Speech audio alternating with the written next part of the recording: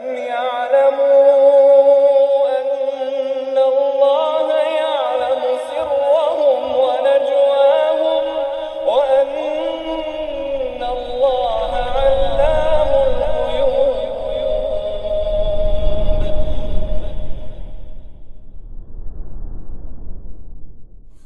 Assalamualaikum warahmatullahi wabarakatuh. Alhamdulillahi rabbil alamin, wassalatu wassalamu ala sayyidil mursalin wa ala alihi wa sahbihi ajma'in. Allahumma inna nas'aluka ilman nafi'a wa rizqan tayyiba wa amalan mutaqabbala. Teman-teman sekalian, ikhwan rahimani wa rahimakumullah, melanjutkan kajian kitab Adab dan Kiat dalam Menggapai Ilmu. Kita melanjutkan poin faktor-faktor penghalang dalam menuntut ilmu. Nomor 5, halaman 8 dari kitab terjemahan. Tema kita atau pembahasan kita ada dua, yaitu satu, menyia-nyiakan kesempatan belajar di waktu kecil. Kemudian yang kedua, enggan mencari ilmu. Kita dahulukan masalah menyia-nyiakan fursah atau kesempatan belajar di waktu muda. Ya.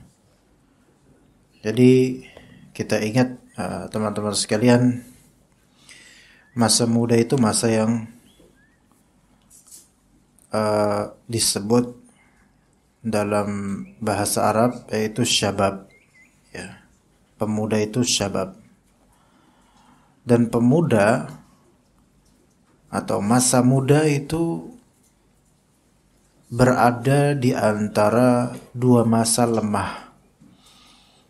Kalau kita lihat di surat Ar-Rum, menjelang akhir surat Ar-Rum, itu ada ayat yang mengisahkan tentang perjalanan hidup manusia, ya, di ayat 54. Allahul ladzi khalaqakum min dha'fin, ya, thumma ja'ala min ba'di dha'fin quwwah, thumma ja'ala min ba'di quwwatin dha'fan wa syaibah, yakhluqu ma yasha' wa huwal alimul qadir. Ayat 54 surat Ar-Rum. Ayat itu perlu kita selami kebaikannya, faedahnya. Allahul ladzi khalaqakum min dha'f. Allah lah yang menciptakan kalian berawal dari dha'f. Dha'f itu adalah kelemahan. Bukan Allahnya lemah, bukan.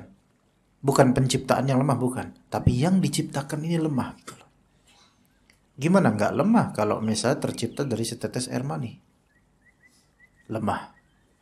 Kemudian terjadi tatawurat, yaitu perkembangan, ya, development dalam rahim.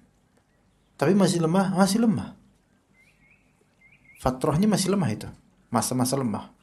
Kemudian lahir menuju alam dunia ini dalam keadaan lemah. Ya. Baik lemah fisik maupun lemah ilmu. Mulai berkembang, kemudian kata Allah, "Tsumma ja'ala min ba'di dha'fin quwwah." Kemudian Allah jadikan setelah dha'f, kelemahan, menjadi apa? Allah jadikan ada kekuatan. Kapan mulai manusia itu memiliki quwwah? Yaitu di usia akil baligh. Di usia mukallaf, masa remaja. Kekuatan, ya. Ini yang disebut oleh para ulama sebagai masa syabab. Nah, tapi barometer ulama mengenai syabab itu berbeda. Ada yang bilang dari masa awal akil balik sampai 30 tahun syabab. Ya. Tapi ana lebih condong yang belum 40 tahun. Nah, itu syabab. Karena ana belum. Ya, kalau sampai 30 syabab, pemuda, ya. Berarti ana udah lewat, ana bukan pemuda lagi dong. Nah, ana pengennya 40 tahun ke bawah, pemuda.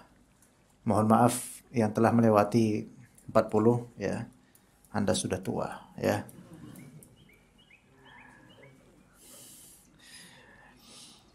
Jadi syabab itu kuwah, kekuatan.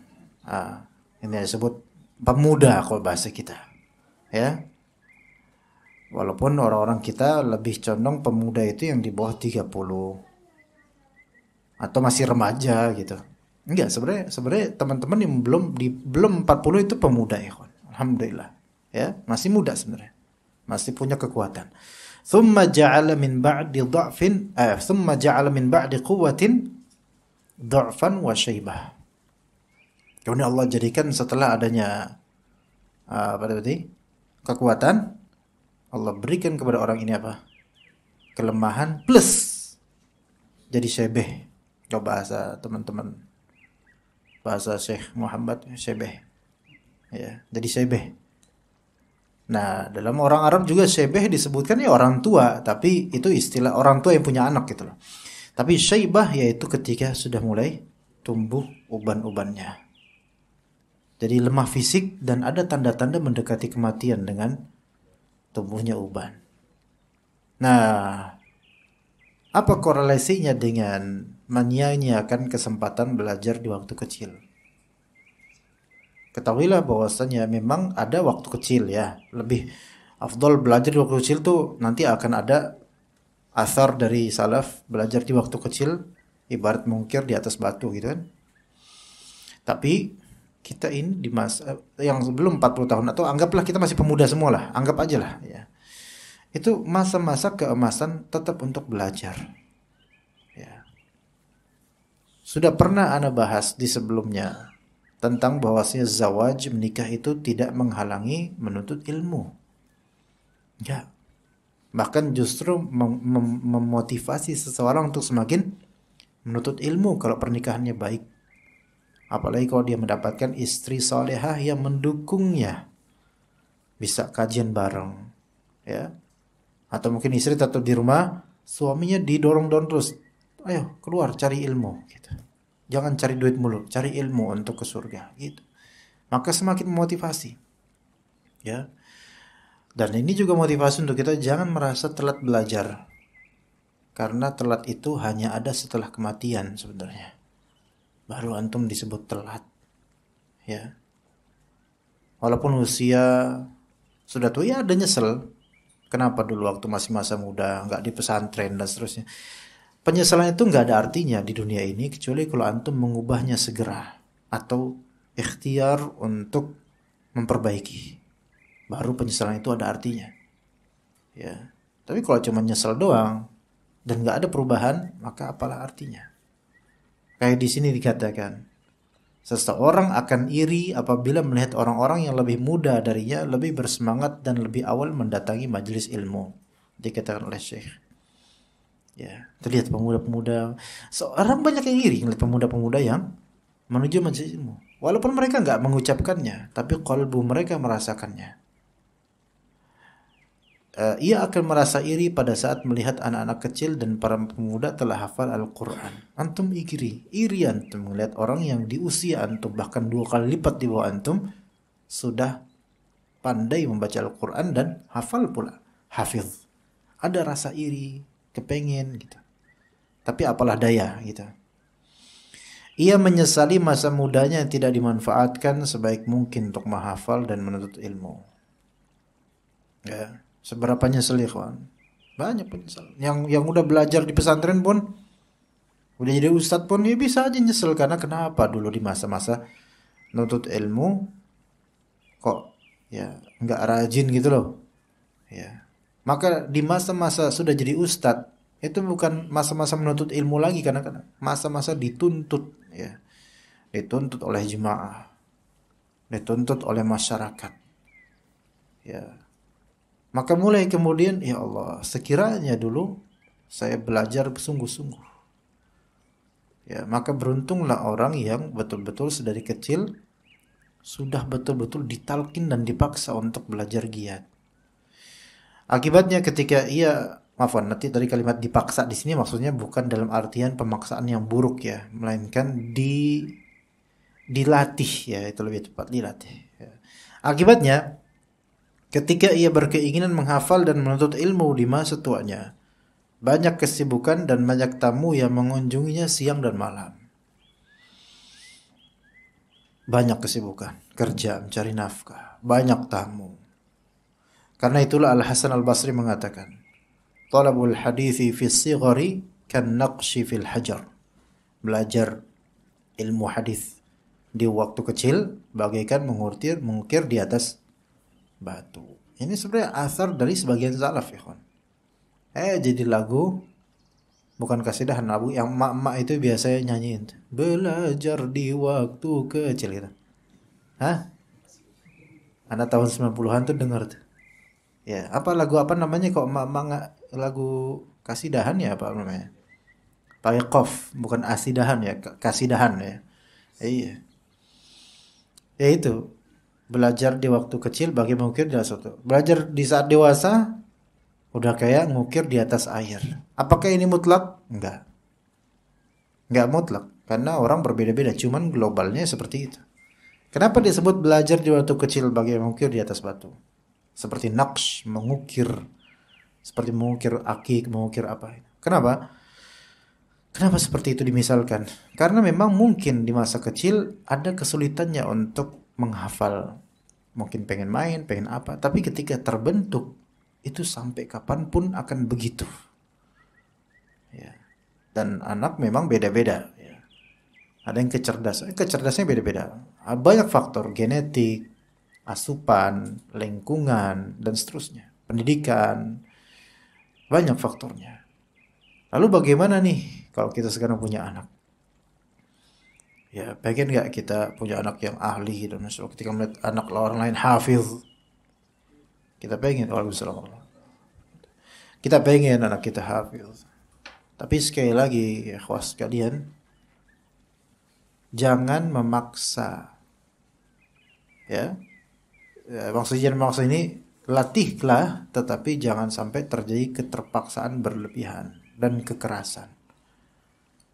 Ya, karena juga kita menemukan ada teman kita yang dahulu sejak kecil betul-betul dipaksa oleh orang tuanya karena orang tuanya ustaz dan pengen bercita-cita anaknya ini menjadi seorang yang masya Allah, dipaksa betul-betul sampai harus tinggal di rumah ustadznya, dan ustadznya masih bujang ketika itu untuk hafal Al-Quran karena pemaksaan dan kurangnya kasih sayang dan juga kekerasan orang tuanya. Lalu qadarullah sekarang tidak jadi apa-apa ya, malah bandel jadinya, jauh dari agama. Ya tentu itu semua qadarullah masya fa'ala, tetapi kita harus belajar di sini. Anak kecil perlu dilatih, tapi bukan dipaksa, apalagi dengan kekerasan. Cukuplah orang-orang zaman dahulu yang berlaku seperti itu terhadap sebagian dari kita. Ya, karena trauma terhadap kekerasan orang tua itu menghancurkan psikis anak tersebut dan mengurangi kecerdasannya. Bukan hanya mengurangi, bahkan bisa menihilkan kecerdasannya suatu ketika. Ketika dia sudah ketakutan, maka hancur kecerdasannya. Padahal aslinya mungkin cerdas anak ini. Maka hati-hati dalam menghandle batu. Seperti anak ini belajar di waktu kecil bagaimana itu mungkin di atas batu. Ketika batu itu hancur, antum tidak akan bisa memungut puzzle-puzzlenya dan menggabungkannya dengan sempurna sebagaimana sebelumnya. Laksana kaca. Mungkin antum ketika memecahkannya bisa antum urus serpihannya sampai tersusun rapi, tapi tidak akan pernah sama dengan sebelumnya. Maka dikiaskan anak kecil dalam menuntut ilmu seperti batu. Kalau antum ukir dengan baik, biiznillah insyaallah akan baik dia dan sampai seterusnya kayak gitu.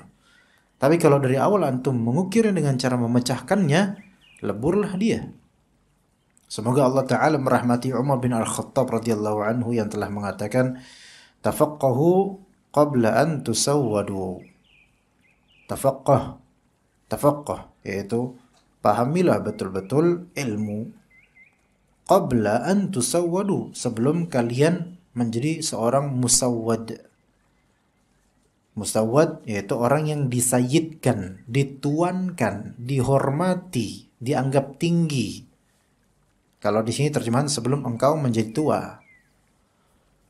Ya, menjadi sayyid, menjadi seorang tuan, menjadi bapak punya banyak anak, menjadi wali bagi gadisnya, anak gadisnya. berilmulah kalian sebelum menjadi seperti itu, menjadi sayyid. Sayyid di sini kan banyak model ya. Seorang wali, bapak punya anak gadis, maka bapak ini sayyidnya gitu. Ustadz itu sayyid bagi jemaahnya. Imam rawatib sayyid bagi jemaahnya, makmumnya. Ya, pemimpin perusahaan sayyid bagi anak buahnya dan seterusnya. Tapi tafaqahu, berilmulah sebelum kalian diangkat sama orang. Gitu. Jangan sampai diangkat karena cuman pinter retorika doang dan ilmu tidak ada. Maka yang seperti ini sifat destruktifnya lebih besar dibandingkan sifat memperbaiki. Karena tidak pakai bangunan ilmu dia. Ya, bagaimana dia bisa menjadi mandor dan mengarahkan orang-orang ketika dia jadi sayyid tukang bangunan gitu kan? Sementara dia tidak punya ilmu dan pengalaman terhadap hal tersebut. Maka hancur. Dan justru hal seperti itu menjadi tanda-tanda dekatnya hari kiamat. Iya. Idza wusidal amru ila ghairi ahlihi fantadhiris sa'ah. Jika urusan tidak diserahkan kepada atau jika urusan diserahkan kepada bukan ahlinya, maka tunggulah kehancuran, atau tunggulah hari kiamat. Iya, begitu.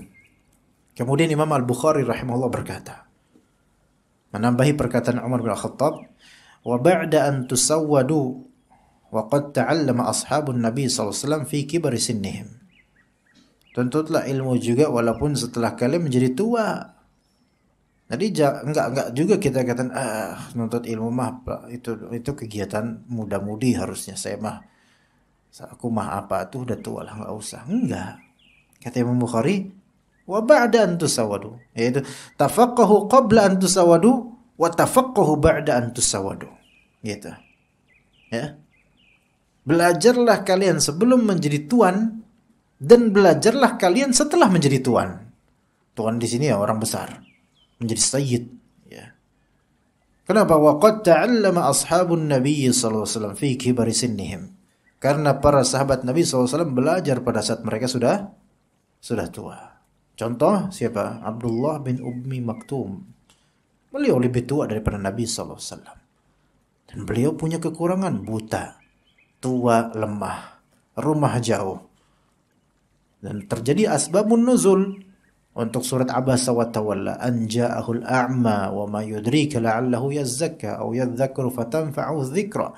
Maka Abdullah bin Ummi Maktum mendengar surat Nabi dengan kebutaan beliau radhiyallahu an, mendatangi Nabi, kemudian di mana asal surat Nabi, dan bertanya suatu permasalahan agama. Lihat, talabul ilm dalam usia seperti itu dengan effort yang lebih daripada kita yang sudah punya motor. Ya, ini sebagai contoh di antara sahabat di usia fi kibari sinnih. Ya, di usia tuanya tetap menuntut ilmu. Maka tidak ada hujah bagi siapapun yang beruban banyak untuk tidak menuntut ilmu, enggak ada hujah baginya. Termasuk apa? Belajar tahsin dan tajwid. Ini tidak hujah bagi orang-orang yang merasa kematian dekat. Justru kalau memang betul merasa kematian dekat, maka itqankan atau belajarlah ilmu tajwid dan tahsin. Barangkali wafat dalam keadaan belajar atau membaca dengan baik. Kenapa harus berpikir udahlah biar yang muda aja, biarlah anak-anak muda aja, biar saya cuman sokong dana aja untuk membiayai dirasat tajwid atau tahsin. Ini pemikiran yang salah. Ya, jangan sampai kita hanya mengucurkan biaya, tapi diri kita tidak mendapatkan apapun dari itu. Ya pahala dapat dari itu, ya alhamdulillah. Tapi apa nasib untuk kita? Bagian dari kita tuh apa selain dari bagian dana? Ilmu harusnya amat disayangkan. Dan itu terjadi di mana-mana. Betapa banyaknya bapak-bapak yang tidak mau. Karena kalau saya ini nanti disandingkan sama yang muda-muda, saya mah bakal kalah. Ya, ilmu ini bukan buat kalah atau menang. Dan insya Allah tidak ada turnamen tajwid kok di antara kita, ya kan? Gak ada. Muda ngelawan tua, ya muda lah yang menang karena yang tua udah alot susah. Ya lidahnya udah susah, dioperasi pun nggak bisa. Tapi ya kuliah yang penting kan usaha dulu, gitu ya. Ya. Maka kemudian dikatakan di sini, oleh karena itu sebelum kita disibukkan oleh orang lain, direpotkan dengan berbagai urusan, dan menyesal seperti orang yang telah mengalaminya, maka manfaatkanlah masa muda untuk menuntut ilmu syar'i. Ya mungkin usia sekarang 30-an atau bahkan under 30, di bawah 30. Itu kesempatan masih terbuka. Hatta sudah nikah, kesempatan untuk ilmu terbuka luas. Nanti mungkin ketika kita butuh dana untuk menikahkan anak-anak kita, kita butuh pekerjaan lebih giat lagi untuk menghasilkan dana. Itu udah tambah ketat waktu itu, sebagaimana mungkin terjadi di antar sebagian dari kita, ya, untuk mencari buat penghasilan, ya. Masya Allah. Nah, sekarang coba kalau tapi tetap Allah Ta'ala pasti membukakan pintu ilmu bagi yang menginginkannya. Hanya saja banyak manusia itu udah suudzon duluan sama Allah, sehingga merasa saya nggak bakal bisa nuntut ilmu lagi. Itu suudzon sama Allah. Sekarang apa coba pekerjaan antum? Coba Gojek, Gojek misalnya, Gojek ya. Tapi bisa nggak seorang Gojek nuntut ilmu, atau Grab baik nuntut ilmu sehari-hari? Bisa. Gimana caranya? Ada caranya. Coba antum lihat di warung kopi atau pinggir jalan atau pangkalan Gojek-Gojek gitu kan. Kan kadang-kadang mereka ngobrol-ngobrol tuh. Mereka sambil ngopi ngerokok kan ya biasanya ya. Mereka punya free time loh untuk itu. Apa yang mereka diskusikan? Allah lebih tahu. Ya. Pastinya bukan ilmu, nggak mungkin mereka mengkaji. Kita belajar sekarang qawaid usuliyah bab pertama. Nggak bakal ngomong itu mungkin goncang dunia kayak gitu. Enggak. Apa yang mereka bilang? Mungkin politik atau kemacetan jalan atau PPKM dan seterusnya. Kenapa tidak seorang Gojek sunnah ya misalnya? Ya kemudian apa? Ketika udah 3 trip, alhamdulillah bersyukur dia qanaah dengan itu, kemudian dia di teras masjid sambil mendengarkan ceramah atau membaca kitab. Coba setengah jam aja. Ini misal aja ya kalau ada. Tapi nggak Gojek dah, berarti Gokar. Dia setel radio Roja misal, dia setel ceramah-ceramah ketika itu. Siapa tahu menjadi ladang dakwah. Sediakan di samping ininya kutip itu kitab-kitab saku kecil, doa zikir pagi petang, atau apa kitab-kitab kecil yang pustaka Ibnu Umar itu bagus-bagus tuh. Ya, Anda nggak promosi sebenarnya, teman, bagus-bagus. Taruh situ. Ada penumpang Muslim, Pak, fadhol Pak, ambil silahkan Pak, terserah Bapak mau yang mana, mungkin yang sesuai dengan kebutuhan Bapak sekarang. Doa ketika apa, misalnya ada buku ini, atau buku adab ini, ada buku adab makan minum, ada buku bagaimana mendidik anak, kecil bukunya. Paling antum beli paling 8.000 ikhwan. 8.000, 7.000, bahkan zikir pagi petang Anda lihat ada yang 1.250 atau 2.000-an tok gitu loh. Itu insyaallah nggak rugi sama sekali. Oke, assalamualaikum. Ya, misalnya ada yang gokar ya misalnya, atau driver gitu ya misalnya. Gitu. Bisa kemudian nanti diambil sama dia. Masya Allah, bermanfaat banget. Ya. Repot nggak kira-kira untuk ilmu gitu? Enggak sebenarnya, ada. Ya, kalau orang-orang berbincang free semau mereka itu ada waktu, kenapa untuk menuntut ilmu kita nggak ada waktu? Pasti ada, nggak ada alasan. Jangan disia-siakan itu free time itu, dan menyesal seperti orang yang telah mengalaminya. Maka manfaatkan masa muda untuk menuntut ilmu. Ini bukan berarti orang yang sudah tua boleh berputus asa dalam menuntut ilmu. Enggak, tetap orang yang sudah berusia tetap menuntut ilmu. Karena hakikatnya seluruh umur yang kita miliki adalah kesempatan untuk menuntut ilmu. Itu sebagaimana kata Imam Ahmad, minal mahdi ilal lahad. Dari mahad itu apa? Momongan ya, apa namanya kayak gini tuh, mahad. Ya. Buayan, dari buayan ibu sampai liang lahat itu kita menuntut ilmu. Ya. Artinya sampai mati kita menuntut ilmu itu sampai mati. Ya seluruh umur kita. Minimal ke majelis ilmu dan mendengarkan, walaupun memang Allah Ta'ala belum rezekikan ilmu gitu dalam pemahaman. Saya ada seorang jemaah waktu masih di Cilangkap dulu, sekitar 3 tahun lalu. Beliau ini warga kampung ya, kita kan komplek. Beliau warga kampung yang memang sering ngejaga stabilitas keamanan komplek. Dan hobinya itu kalau udah banjir, itu paling senang beliau tuh. Karena ngejala terus habis itu nyari ikan. Karena got-got kita ketika itu banyak ikan kalau banjir tuh. Sampai lele gede segede tangan tuh ada.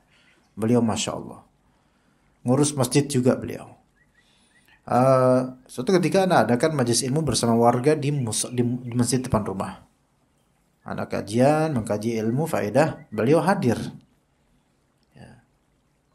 Kemudian pas di kajian tersebut anak berusaha tanya ke beliau, Pak, maaf, ya, sebutkan 2 poin tadi yang saya jabarkan. Langsung blank dia, ya. Bingung dia mau jawab apa, diem aja. Tadi yang saya jabarkan Pak, yang barusan Pak, bingung dia. Saya ini lagi Pak, nggak bingung, tetap bingung. Qadarullah, ya udah, ya nggak apa-apa. Saya nggak ngomel soal antum gimana sih, nggak, saya nggak gituin lah. Udah usia 60-an Pak, masa digituin. Ya antum ini takilah banyak maksiat antum, masa kayak gitu nah, nggak apa-apa Pak. Selesai kajian, beliau kemudian pengen bertemu anak. Pak Ustadz, maaf tuh tadi saya benar-benar nggak bisa aja. Saya bingung juga, blank, saya nggak tahu, saya kosong. Tapi yang penting yang saya pahamin aja lah, siapa tahu bisa saya amalkan gitu. Saya emang kayak gini Ustadz, orangnya kurang berpendidikan, jadi mohon maaf. Saya cuma pengen menghadiri majelis aja, barangkali itu jadi pahala buat usia saya gitu ngomongnya. Saya terharu ya, diam aja. Ada di suatu masjid, namanya Masjid Teladan, ya di daerah Tebet dalam gitu, ya Masjid Teladan namanya. Ya.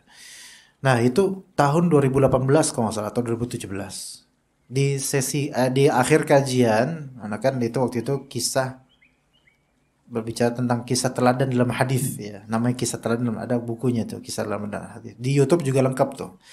Di akhir sesi kemudian anak pengen menguji, karena itu yang rata-rata yang hadir tuh bapak-bapak semua, ya bapak-bapak yang sudah punya anak, bapak-bapak juga, ya maksudnya kakek-kakek ya udah tua semua rata-rata. Ayo Pak silakan, saya tanya ke bapak pakai speaker. Anak tanya tentang faedah yang tadi anak sebutkan dengan suara. Apa respon bapak itu? Diem. Ngeliatin anak, diem. Di sini anak yang kagok, di sini keki anak jadinya. Kok diem ya? Enggak ada respon. Anak ulangi, tetap diem. Jemaah lainnya bilang, Pak, Ustadz, ternyata bolot ternyata. Iya. Apa anak harus ngomongin tentang duit atau perempuan jadinya Haji Bolot ngomong ya? Tanya lagi ke sana. Ya. Tanya lagi dengan suara yang anak keraskan, bukan keraskan banget, tinggikan juga supaya dengeran karena. Tapi pakai speaker kayak gini. Pakai speaker yang kayak gini. Nggak ada respon juga. Ini kenapa ya Pak ya, kata saya. Itu sama Ustadz, nggak bisa denger juga itu. Masya Allah. Di situ anak berpikir ikhwan. Yang susah ngedenger tetap dia mau di majelis ilmu. Belagak paham. Kenapa? Ketika kita tanyakan, Pak Ustadz, saya cuma pengen dapat pahalanya doang, walaupun saya nggak paham. Tuh lihat gitu ya. Itu terjadi di kehidupan anak. Maksudnya orang-orang seperti itu ada. Maka apalagi kalau misalnya walaupun sudah tidak muda, udah tua, dan masih bisa paham, bahkan bisa lebih paham karena pengalaman hidup dan juga pendidikan bagus. Itu harusnya lebih semangat lagi walaupun udah berusia. Ya. Anda teringat seorang bapak yang semoga Allah rahmati beliau. Ya mungkin sebagian dari antum kenal Pak Bakhtiar namanya, rahimahullah.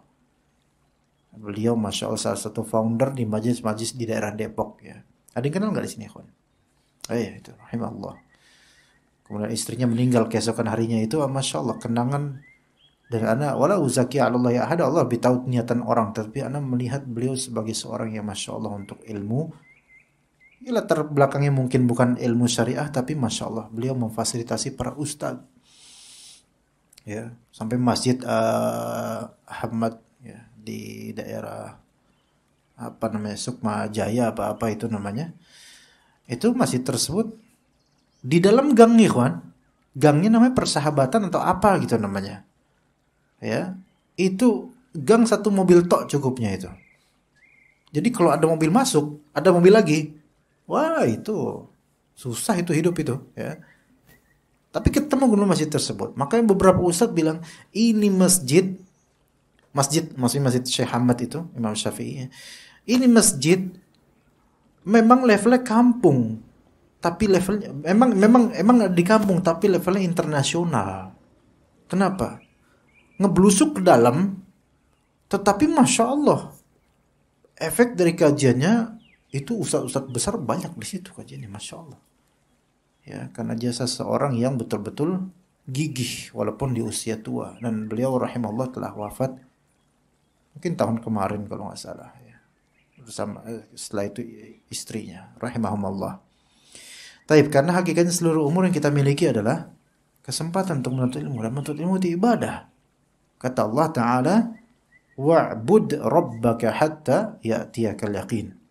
Dan sembahlah, beribadahlah kepada Rabbmu sampai datang sesuatu yang yakin, yaitu ajal. Iya. Sebagaimana sholat, sampai kapan kita wajib sholat? Sampai kita wafat. Begitu pula dengan menuntut ilmu.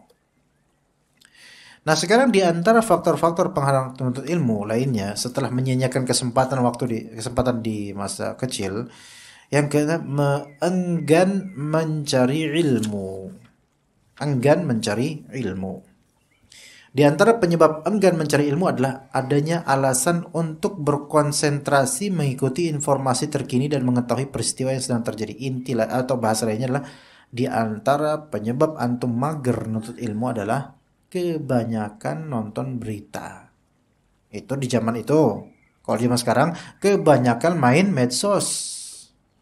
Kebanyakan ngerespon atau komentar di medsos.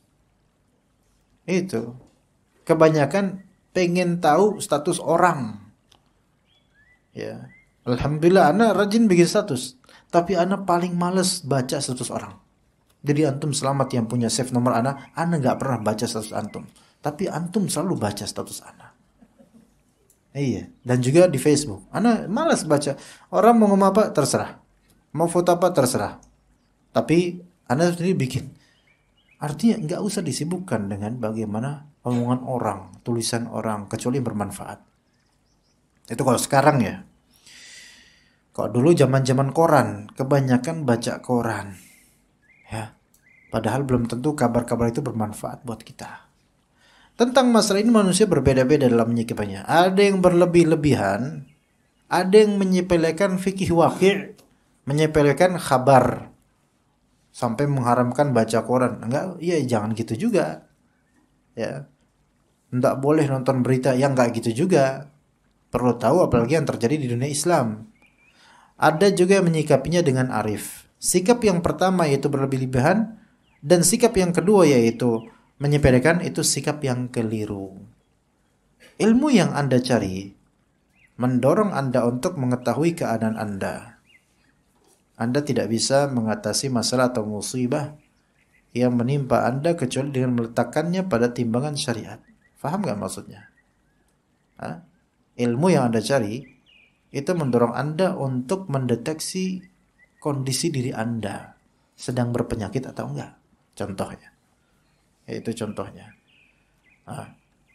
Misalnya antum galau, bingung, atau ya merasa enggak enak hati. Misal saja setelah melihat seorang akhwat misalnya di parkiran.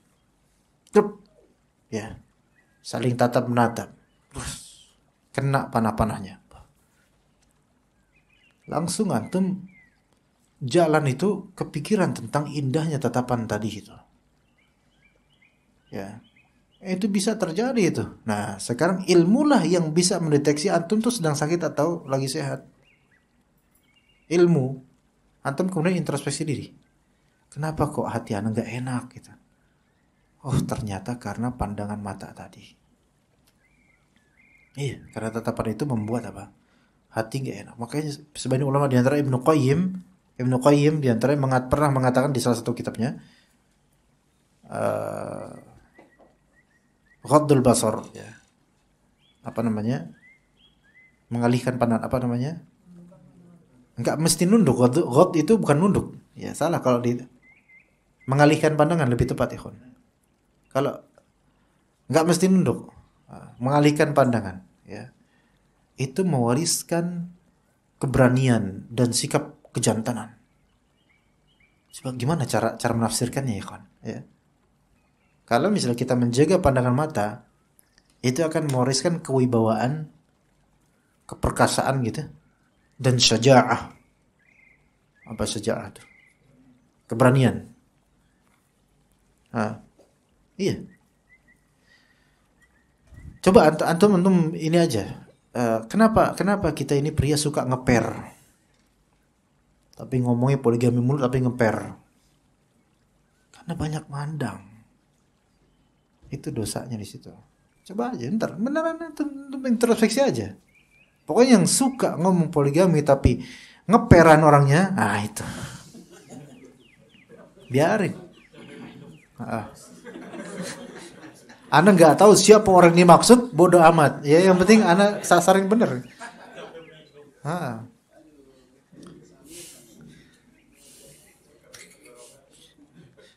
Minumnya air dingin lagi ya, panas gitu. Afwan ya Syekh Imam, ana nggak, wallahi ana nggak maksud ke antum, itu teman-teman nafsirin ke antum. Iya, padahal kasusnya ada pada mereka juga. Iya begitu. Iya. Kadang maling teriak maling. Iya, yang kentut dia nyium duluan. Siapa yang kentut nih? Nah itu tuh biasa itu ya. Ya, nyantai aja nyantai.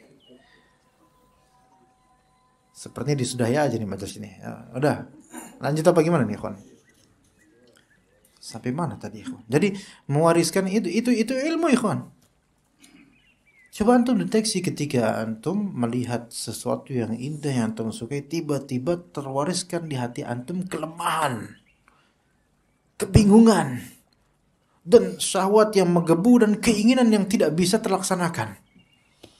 Itu kan membuat antum lemah itu. Cuman ilmu yang bisa kemudian mendeteksi Anda sedang sakit ini. Antum jangan samakan diri antum thalibul ilm dengan orang awam yang udah biasa. Orang awam kalau misalnya ngelihat yang ini haram, biasa kan? Biasa, karena memang udah gitu hidupnya. Maka seorang yang kalbunya jernih dan memiliki ilmu, baru sekali nazar atau melihat yang haram, langsung kena itu di hatinya. Itu baru tuh deteksi langsung sama ilmu. Begitu. Orang yang terbiasa pakai laptop yang betul-betul ancur-ancuran, maksudnya lembeknya minta ampun, dia terbiasa sabar dengan itu. Karena laptopnya udah jelek, udah nasibnya ini udah terus aja bertahun-tahun pakai laptop yang jelek itu. Tapi ketika antum sudah terbiasa pakai laptop yang bagus, luar biasa, ada virus sedikit langsung terdeteksi dan lemot sedikit, pasti antum ngerasa dia nggak beres. Ya, kayak gitu. Apa yang membuat antum bisa men-scan ketidakberesan itu? Ilmu yang bisa mengetahui kondisi antum. Gitu. Ya. Anda tidak bisa mengatasi masalah atau musibah yang menimpa Anda kecuali dengan meletakkannya pada timbangan syariat. Dan ilmulah itu timbangan syariat. Suatu permasalahan tidak mungkin bisa langsung disolve problemnya, permasalahan itu, kecuali dengan tahap sebelumnya. Ya. Pertama, tasawwurul mas'alah. Kedua, zikru asbabil mas'alah. Baru yang ketiga, yaitu problem solving. Jadi yang namanya permasalahan itu tasawur dulu. Tasawur itu artinya apa ya Indonesianya? Tasawur, penggambaran, pemetaan masalah dulu gitu loh. Problem itu harus dipetakan terlebih dahulu, tasawur namanya. Yaitu menggambarkan masalahnya di mana, ikhwan, gitu loh. Ini hati saya kok nggak enak ya? Masalahnya di mana? Apa masalahnya? Gitu loh. Nah, setelah antum tahu permasalahan, yang namanya masalah nggak mungkin terjadi kecuali dengan sebab. Maka harus antum sebutkan apa saja penyebab terjadi masalah tersebut. Nah, ketika sudah tergambar masalah dan penyebabnya, maka barulah bisa antum ketahui bagaimana mengobatinya, yaitu dengan melakukan hal yang berlawanan dengan sebab-sebab itu. Yeah. Galau, bingung. Apa permasalahannya? Perasaan saya bingung, hampa gitu. Kenapa kok gitu? Sebabnya apa? Jomblo misalnya. Pengen nikah tapi nggak bisa-bisa. Itu sebabnya. Berarti obatnya apa? Imma nikah, imma puasa. Udah segitu obatnya. Imma nikah, imma puasa. Ya kan? Kalau dia punya ba'ah, kemampuan untuk jima' dan juga kemampuan finansial atau apalah yang bisa untuk nikah dia, bahkan bisa wajib kadang-kadang. Kan gitu. Itu obatnya. Begitu. Dan semua dari kita punya masalah masing-masing. Masalah rumah tangga, masalah ekonomi, ada sebabnya. Dan ilmu di sini perlu ilmu. Dengan ilmu kita bisa memetakan masalah. Dengan ilmu kita bisa mengetahui penyebab masalah ini. Dan dengan ilmu pula kita bisa men-solving permasalahan ini dengan melakukan hal yang berlawanan dengan sebab-sebab problem itu. Gitu. Seorang penyair mengatakan, "Asy-syar'u mizanul umuri kulliha wa syahidun li far'iha wa asliha." Syariat adalah timbangan semua permasalahan dan saksi atas cabang masalah, baik cabangnya atau pokoknya. Orang yang enggan menuntut ilmu dan menghafalkannya, namun menyibukkan diri dengan mengikuti berita koran, majalah, radio, televisi, internet, dan mencurahkan waktu dan tenaganya untuk hal yang demikian, kemudian berupaya mengatasi permasalahan dengan pandangan yang kerdil tanpa merujuk kepada ulama, maka ia merugi dan ia akan mengetahui kerugiannya nanti di kemudian hari. Ya, jadi lebih sibuk ngapain? Baca majalah. Sekarang majalah apa yang populer, ikhwan? Nggak ada kayaknya. Internet lah sekarang ya. Lebih sering buka situs bola ya misalnya. Rajin update sampai market pemain itu dia hafal berapa value-nya. Masya Allah. Ensiklopedia pemain itu dia tahu. Sekarang CR7 itu harganya sekian. Masya Allah. Antum tanya telur sekilo berapa hari ini nggak ngerti dia. Padahal dia lebih sering makan telur daripada ketemu dengan CR7. Ajaib orang seperti ini. Ini ajaban ya, suatu keajaiban. Dia lebih menyibukkan dalam hal-hal seperti itu, menghafal skor-skor, menghafal nama-nama pemain idola atau pemain tim yang diidolakan dan seterusnya. Ya, update terus masalah sepak bola atau hal-hal lain yang melalaikannya. Apakah orang-orang seperti ini ketika ada masalah kehidupannya, dia bisa berkiblat pada sepak bola? Nggak mungkin. Nggak mungkin. Ya, nggak mungkin. Ketika istri yang ngambek, wahai istriku, contohlah misalnya Lord Bednar misalnya, dia dibully habis-habisan tapi nggak pernah sedih misalnya. Apa siapa? Lord Bednar tahu nggak? Berarti Anda lebih tahu daripada antum. Ya. Kayak siapa ya? Ya. Atau dia suka film misalnya, dia tahu semua artis. Ya. Ketika lagi galau, kemudian dia teringat dengan Haji Bolot yang dibully di mana-mana, tapi dia tetap teguh istiqomah. Saya harus bisa teguh kayak Haji Bolot. Ini gimana coba? Kan rendah sekali permisalannya. Beda dengan ilmu syar'i. Ketika ada musibah, kembali ke Al-Quran. Ketika ada masalah, kembali ke As-Sunnah. Rasulullah SAW bersabda, ini jauh banget levelnya ya kawan. Atau permisalan lain. Antum bandingkan seorang da'i. Dia kemudian ketika berbicara, suatu ketika dia keluarkan dalil. Allah Ta'ala berfirman misalnya. Rasulullah SAW bersabda misalnya. Berkata Sufyan Ats-Tsauri. Antum mengedarinya, wah ini ilmiah ini orang. Tapi di acara walimahan fulan. Kemudian ada ustadz asli dari daerah tersebut. Tapi digemari banyak orang dan isi ketawa semua. Syahid dan dalil dari perkataannya apa? Kata Bang Haji Roma. Nah itu tuh. Mulai keluar lirik lagunya tuh. Ya, Masya Allah. Jauh nggak? Jauh sekali. Ya. Itu kenapa bisa seperti itu ikhwan? Kok syahidnya bukan dari ilmu, bukan dari dalil? Karena bisa jadi mencurahkan banyak waktu dan tenaganya untuk hal-hal yang tadi. Keluar akhirnya dalil-dalil dia. Nggak ke ulama, nggak ke Al-Quran, nggak ke Sunnah. Nah sekarang bagaimana dengan orang awamnya kemudian? Kita-kita ini. Menghabiskan waktu masa muda kita untuk hal-hal seperti ini. Nggak merujuk kepada para ulama. Maka dia merugi dan menyesal nantinya. Ikhwan, kalau misal kita baca dalam sehari berapa kitab, maksudnya berapa halaman lah minta.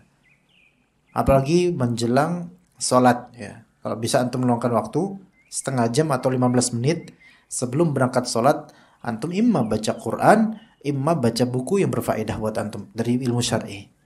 Antum akan merasakan sensasi semangat antum dan terasa ilmu syar'i ini berkah banget ini. Maka sebelum sholat antum berjalan atau naik motor pas menuju sholat, antum murajaah di pikiran antum apa yang telah antum baca tadi. Itu makin bikin antum sholat bakal senang, yakin. Coba dah seperti itu. 15 menit atau 20 menit sebelum waktu sholat. Ya. Kemudian seorang penyair berkatakan, "Idza anta lam tazra' wa absarta hasila, nadimta 'ala at-tafriti fi zamanil badr." Jika engkau tidak menanam dan melihat orang yang sedang memanen, jadi antum tidak menanam dan ada orang yang sedang memanen, maka engkau akan menyesali betapa engkau telah menyanyiakan waktu yang telah lalu pada musim tanam. Iman yazra' yahsud. Siapa yang menanam, dia akan memanen. Yang enggak menanam, panen apa dia? Panen gabut, ya. Gaji buta, enggak ngapa-ngapain. Ngeliat orang pada manen, dia sendiri enggak punya lahan. Sangat disayangkan, banyak aktivis muda yang marah apabila larangan Allah Ta'ala dilanggar dan menangis karena larangan Allah Ta'ala dilecehkan.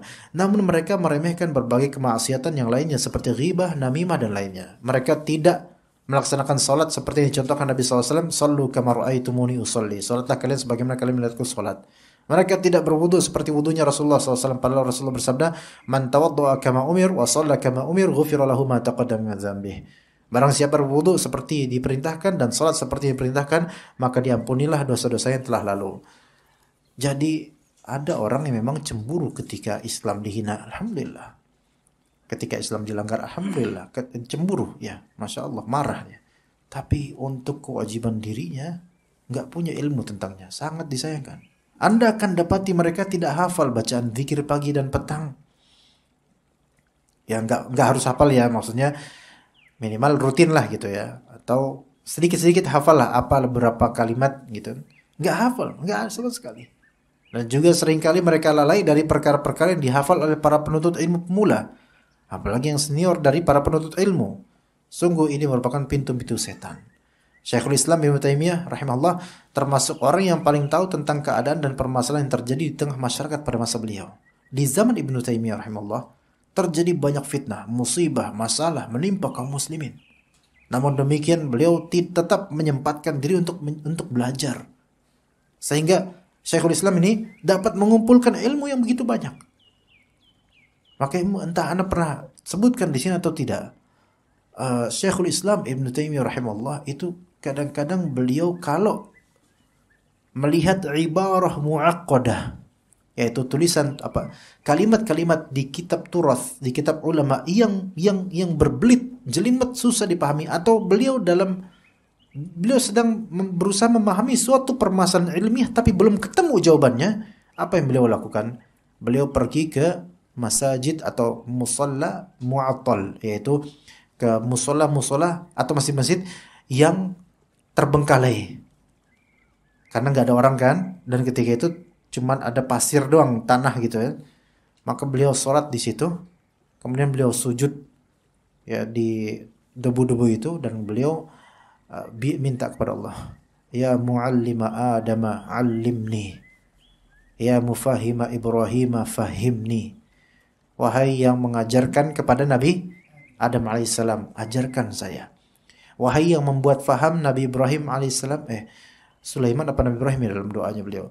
Wahai yang memberi pemahaman kepada Sulaiman atau Ibrahim, lupa. Ya, maka tolonglah buat saya paham. Kemudian beliau akhirnya paham. Lihat Syekhul Islam Ibnu Taimiyah seperti itu ya, kawan. Dan dia seorang ulama. Terus menuntut ilmu, meminta kepada Allah supaya bisa memahami ibarah atau ta'biran atau kalimat-kalimat yang sulit dalam kitab. Iya. Dan juga permasalahan-permasalahan yang rumit. Itu terus beliau menggalinya. Kalau kita kan bete nih, susah dah, udah dah, tinggalin. Ya, ikut program ini, mulai susah nih kayak ini, tinggalin. Nahu nih, ada grup WhatsApp nahu nih, wah ikutan tuh ya, booming kan. Wah, mau Ustadz ini pula nih, Ustadz Kabir Batnuhu ya, besar perutnya ya. Nah, Ustadz Kabir nih, masya Allah ya, nahu. Ya, baru sampai mubtada wal khobar ya, baru sampai itu tuh, muntaber langsung. Ya hilang, mulai nggak kuat. Kenapa nggak bertahan gitu loh, gitu kan. Dengan ilmu yang beliau miliki, ya Syekhul Islam Ibnu Taimiyah. Beliau dapat mengatasi berbagai permasalahan yang terjadi pada kaum muslimin dengan mendapatkan solusi dari Al-Quran dan Sunnah dan berbagai disiplin ilmu lainnya. Allah Ta'ala tidak menurunkan suatu musibah atau penyakit kecuali ada solusi dan obatnya. Ketahuilah, ketika antum memiliki penyakit qalbu, kesulitan, keresahan dan seterusnya, ketahuilah obatnya itu pasti ada. Dan obat yang obat yang paling pertama itu ilmu dari semua kegundahan. Tidaklah musibah itu terjadi kecuali ada jalan keluarnya dalam Al-Quran dan Sunnah. Ini adalah perkara yang tidak perlu diragukan lagi. Baik, kita sampai sini aja insyaallah. Ya, halaman 10. Insyaallah kita lanjutkan pada pekan depan. Jazakumullah khairul jaza. Ada pertanyaan nih kawan? Kalau tidak ada kita tutup sekarang insyaallah. Tidak ada ya? Cukup insyaallah. Ya wassallallahu ala nabiyina Muhammad wa ala alihi wa sahbihi ajma'in. Subhanakallahumma wa bihamdika asyhadu an la ilaha illa anta astaghfiruka wa atubu ilaik. Wassalamualaikum warahmatullahi wabarakatuh.